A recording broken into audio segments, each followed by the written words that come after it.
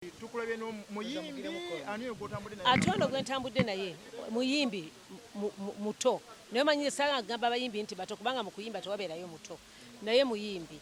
Naye ono muwala wange nze maama we. Katonda yampa abaana babiri nampa ow'obulenzi nga mmwe nembera n'obw'obuwala Katonda y'obuwala era gwentambuddeko naye. Ababuuzeko mwe bato banne babuuze. Hello, Matiwiti. Yes. Stage name ye Matiwiti. Naye agagenyi Matilda Whitney. Eliya Chikali Nakayima. Byonna bikolagana wamu. Kubanga era ne waka tulinayo kiva waka. It's rooted in us. Ne mama tuyamba. Nedda sebo. Namala dda. Netegese bulungi kubanga bendi nabo si bantu boyinza okuteekamu ezzalawo nti oba ki kubanga abakulu banjigiriza njigiridde kuva ku bantu abakulu abansinga okulinga Mwami Matovu Ankosewa mwita Ankosewa Mwami Sewanyana Haman n'abalala bangi. Oyimba style ki? R&B, Afrobeats, waliwo ne Baksimba raga like Baksraga andi mwakiyimpya ne mukigamba nti bakita Baksraga naye bakita Baksimba ne raga so amongst other genres. Binyumira kubanga simanyi kyenali badde senga sijjajja wange. Ebiseera abazadde naddala kati nga maama wo. Yes. Waba muyimbi abatayagala mwana wa ayimbe. Nze ndyoke kubanga nasoma kuyimba Makerere University so nasoma kuyimba so tewali buzibu senga yali badde agaanirawo era awo. Ayinza okuba yakkaka. Tekisoboka. Muswazize wano. Tekisoboka kubanga nali nkyagala era nti nakisoma nga nkyagala. Nga wankajja mu industry eno. Yes. Maama we yakusibirira ntandaki. Mbeera muwulize. Mbeera ali disciplined simanyi bwenyiza kivuunula omwana ow'empisa ndowooza. Yes, mbeera disciplined, mbeera organized, kwataganya nnyo n'abantu. Yes. Challenge kizosanze mu kuyimba kuno? Mu kuyimba, of course nyingi. Mulimu harassment, ngezo sexual harassments, abantu bakusaba ebibatu naye you must understand. No standing our ground, you're better focused. So that was one challenge, and another challenge was abantu bagala nnyo okwongerageranya ne bakadde bange. Oba abansookawo ekitasoboka kubanga buli muntu abane talanta ye ate muli mu ngeri ye sola kwa na ddoboozi lyenkanankana ne maama wange. Oyogedde ku nsonga y'okutega ekibatu. Yes. Okisanze wambayimbi mba producer mbani. Mbonna n'abantu ababuli general. Tugambe no mu industry. Yes. Era ne mu producers bayimbi. Yes, naye nze ndi focused nnyo. Kati ba producer bakitega batya soko tunyonyoleko siweke kutukako. Naye nze ndi mugumu era tebasobola kubanga era nakula kisajja ngambe bankuza kisajja kubanga abimbika mu bwa manager nakyuka nga zenga ze ku managing music hall man yekyusa wali bafunyeko nedda mwana wattu naye kubanga nali focus nnyo nyina team enkwasaganya eri strong eri professional so tesobola kwamu obuntuntu era kihono babeera kugira naye babeera ba nungamya kyekigambo ekituufu. Obubaka weere eri abawala abatonga ddala nga ggwe abayingira industry nga bamanyi bajja yitirawo mu ngeri y'okubatega ekibatu. Tekisoboka kubanga industry eno nzibu ate nnyangu kubanga olina okubanga oli focused. One, olina okubanga tosobola kubuuka madaala oba kyemba nkugamba nti tosobola kugamba nti from 0 to 100. Olina okugenda through processes. Olina okubanga ojja through upcoming or no maturing then better established. Tekisoboka. Kiba kizibu nnyo unless oli exceptional ngene eddoboozi eriri exceptional. Simanyi na wenza kiyita banga Whitney Houston obanga Celine Dion, people like that. Ebikutukako bino otera obbira opera mamiwo. Ntera kubanga era amanya. Mama. Tubeera bwe tutibamu. Mami. Omwana otera okulopera ebintu bino nga bimutuuseeko. Kakati omanyi ekirungi ky'okulambika omuntu ayingira industry eno kintu kya muwendo era nakyo muwaatwa gwe tuyina okufuna abantu abayamba okulambika abaana abagala okuyingira mu eno industry. Kakati basobola babeera naye netugezako okumulambika nti eno industry nga bw'ogiraba ng'ennyangu naye ya bbeeyi era omuntu yenna agiyingira ng'alowooza nti byakufunirawo yakola kubanga mulimu si hobbe. Waliwo batwala music nga hobby naye bw'oba oyagala ogitwale ng'omulimu era emirimu gyonna gibeera n'ebisomooza.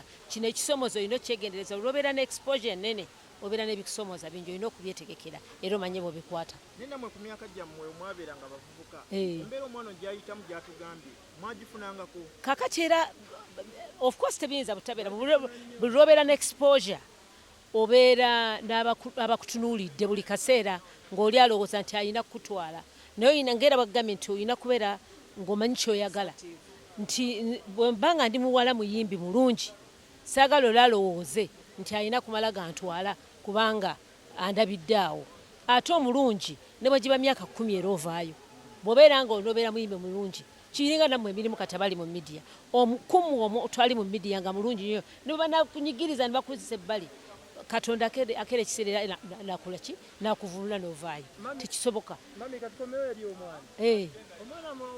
Omwana oli mufumbo. Tekisoboka. Naye ng'olinayo omuntu. Nedda se. Oba otiddeko kyogerera mu maaso ga maama. Sirina kubanga ndi focused. I am really straightforward. I am straightforward. Mami yakugamba omwami omulage ng'olina emyaka emeka? Tekisoboka kubanga buli omu alina ebbeetu. Everyone has a right because I'm a woman empowerment advocate. So manye human rights z'abakyala n'abavubuka. Oyagala osooka kaddiwa. Tekisoboka kuba. Ne wamala okusoma olinda ki? Tisobola kulinda. Era ekiseera we kinaatuuka mu ddya tujja kubeera nga tubalambika era nga tubagamba nga tumubakuba. Kino emyaka kati ng'egijjo omwana alina okuba nga alinayo gw'atunuulidde eri. Nedda se. Kale omusajja wo gwe wandiyagadde ebisaanizo ki? Of course alina okuba nga ali God fearing ng'atya Katonda era ng'amanyi kikyaliko. Ekifaananyi kituwe bulungi nga mutonotono batulinde olaba Batulindako oba mami omuntu gwe yakutuma ebisaanizo tonamba bisanga. Nedda akatalekeka banaye mwenna Hipipo uno wano azze awadzize tubeereyo tugendeyo munda tusupportinge twagalane music industry fenna not only music but also dance and drama. Tumalirize n'emyaka emeka?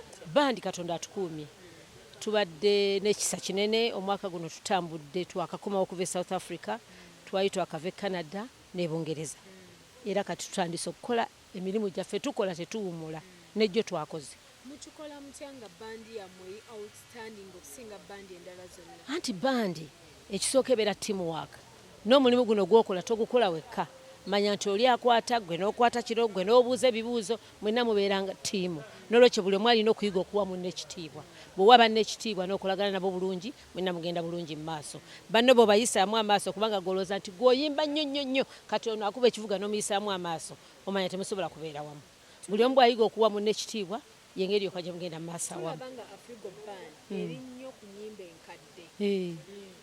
Tusubirayo obuyimba obwo. Kakati nze neewunya bw'ogamba ennyimba enkadde ng'ate yakakola teri mubi. Oluyimba lwe bayita teri mubi tolumanyi.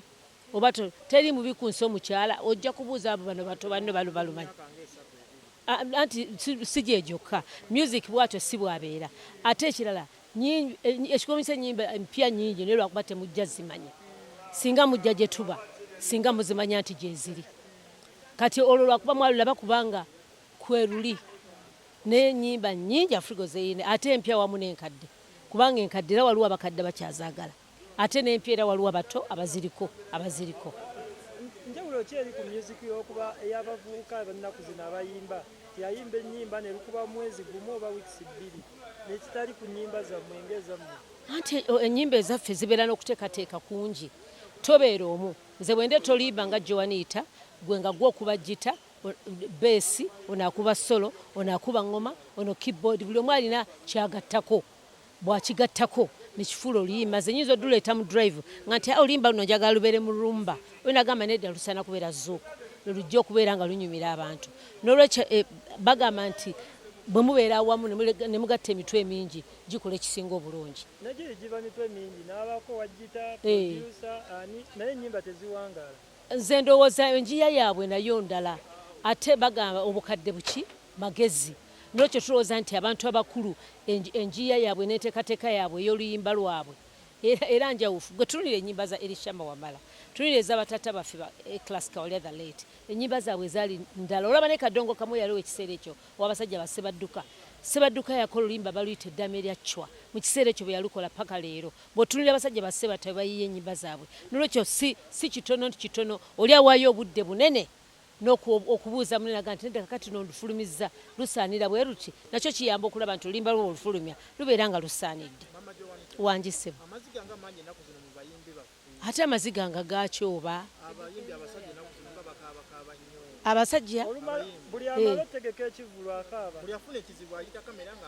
kakati ekikwewunyisa nakyo kikulu nnyo bayige economy bwe tugitunulira mu nsi yonna okuva lwe twava mu covid ebintu byakyuka nnyo n'olwekyo olina kubeera ng'oli musukkulumu oba oli awo okufunamu economy yakyuka nnyo ebyenfuna tebinaba kutereera wonna n'olwekyo olina okwegendereza ng'ogenda okukola enteekateeka ya show ennene kubanga okumanya abantu n'embeera olaba sizoni ng'eno abaana bakadda waka babasaze weeks 2 ku ssomero kitegeeza omuzadde ayinza okuba nga badde teyeetegese ne weeks 2 agenda kubanga alina okulabirira abaana baddeyo mu February almost first week of February emyezi ng'ebiri oba esatu nga bali waka ezo zonna ssente kati omuntu yenna ateekateeka ebyensanyusa olina okwongera obalirira otegeere nti ensi n'embeera gye tulimu bigenda kuba bitya bw'otokola ekyo n'oza nti omala otegeka butegesi oyinza okufuna obuzibu kubanga embeera y'abantu n'enfuna byawukana naye bano betugambako ebivulu byabwe bibadde successful buli amaliriza ekivulu nga kikoze bulungi nnyo akomawo n'akaaba nazza ebizibu by'embala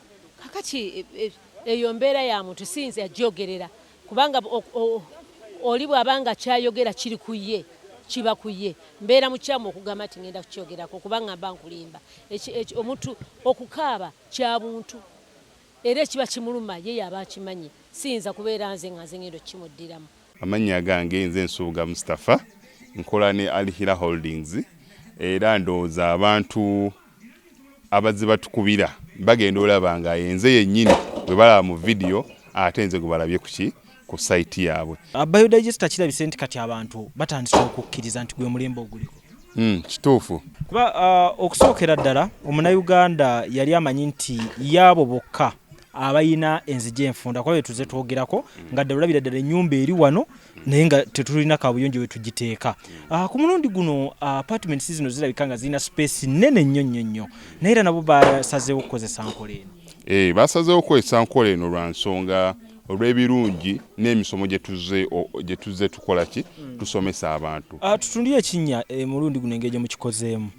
Leero ndaba mwawudde mu bibiri so ate bulijjo tubaye tulaba nga ye batadde tanka eno wabbali kwe muteeka amayinja. Okay, biodigester neri entono kuba kati ndaba mwasemba otulambulako nga tukola entono y'abantu 40 eno y'abantu 100 gye tuzze okukola olwaleero. So ekigikozesa nti nno oluusi twawudde lwa nsonga bantu 100 kitegeeza amazzi mangi. Oluusi ky'ovalaba nti omuntu oli ankubira ne mugamba ogenda giteeka kuki ku nyumba y'amaka apartments muzikiti ekereziya so oli wambuulira ki kwagenda ogiteeka nsobola determininga ne ngamba otuteekewo y'abantu 10 otuteekewo y'abantu 5 oba tuteekewo y'abantu 4. Soko tulambuliye ku migaso nannyini nyumba zino gyagenda okufuna mu biodigester eno gye mumukoledde. Kakati nannyini nyumba eno yeesiimye nnyo lwa nsonga nti eno biodigester era emigaso gyayo egigirimu gyagenda okufuna. Ekisooka tagenda keera lunaku agambe nti bannange septic yajjudde nti nno ajja aleeta ekimotoka ate kimuggyako ssente ng'olwedde yagizimba. So biodigester tegenda keera ku makya nti ejjudde. So nawe nkityo ogwo mugaso gwe gusinga kubanga eri gundi yaffe twagikolanga naye ate era still ng'ejja n'ekulya lwa nsonga nti ebeera etuuka n'ejjula so etuuka ng'esigala ekulya wadde nga ate wagiteekamu ssente yo nnyingi. Ekyokulala nti beauty ye egenda vaayo eya compound nti nno pavers zigenda kuva eri engulu yonna gye mulengera paka eno amazzi era gagenda draininga gano ag'enkuba nga gagenda mu kaala akali ebbali awo nti nno beauty y'olujja egenda vaayo bulungi nnyo. Newe manjagala simbawo muddo kisoboka. N'oba oyagala simbawo muddo ogwo kubanga kati singa owa kamera waffe akulaga nti nno system ogira nti eri wansi fuuti 2 fuuti 2 kweno level kwe tuyimiridde wansi fuuti nga 2 so omuddo kakube guyina emirandira gitya guba gujja mmera yes bannange tetukolera bagagga bokka ate era tetusijja bayita baavu omuntu wa wansi omufuna mpola fenna gye tuggwa nange ndi mufuna mpola so sikolera bantu sina kika kye ngamba mbuno nno nkolera baneeno wabula buli omu nga bwozze bwe tukola ki bwe tukwata kati Alihira Holdings Uganda Limited tusangibwa Kamoocha Prince Charles Drive plot 45 Kamoocha we wali offices zaffe tuyina namba z'amasimu esooka ya Airtel 07017 66992 neya MTN 0789 224230 abasinga batumanyira mu biodigester kuba bwe tuvudde nnyo mu kamera naye nga baklanti baffe abapya n'abakadde bagenze bakitegeera nti no ne general construction yenna mwetuli